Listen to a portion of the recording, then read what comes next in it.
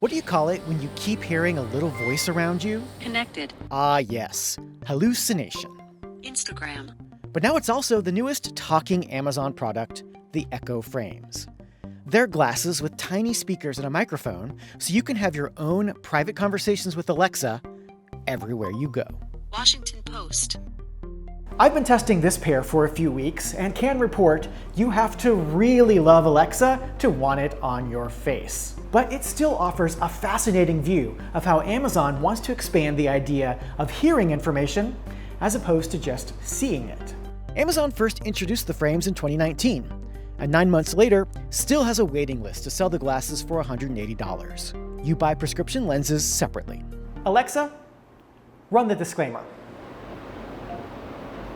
Amazon chief executive Jeff Bezos owns the Washington Post, but Jeffrey reviews all tech with the same critical eye. To be clear, there's no image projected inside these lenses, like Google Glass.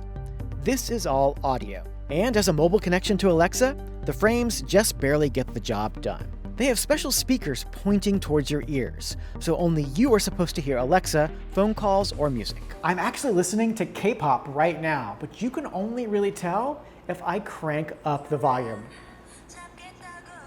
Alexa, stop. The sound is very tinny though, and the battery conks out after 3 hours of constant music. My bigger technical problem has been keeping them running. The frames get their internet connection over Bluetooth from your smartphone, which always has to be nearby and frequently flakes out. Disconnected. The other big question is, what do you get out of wearing the frames? What stands out here is an expanded role for Alexa, which of course Amazon wants in even more places to gather even more data about your life. Alexa's always around to answer trivia, add to your shopping list, and knows your location to offer local information. I just didn't find that many uses for Alexa on the go, though certainly pandemic life, keeping me at home more, didn't help. This is also Alexa's biggest experiment yet with being a proactive assistant rather than just a reactive one. What's unusual is that on the frames, Alexa talks to you without you prompting it. When you get a new message on your phone, Alexa will read it aloud. Same goes for updates and almost any alert you can get from a phone app. For now, this function only works with Android phones. Hearing things is less intrusive than having to look at another screen. But after a while, it also becomes a little maddening. The frames do come with a filtering tool that lets you be more selective about alerts. Swipe to hear them. Tap once to make them go away.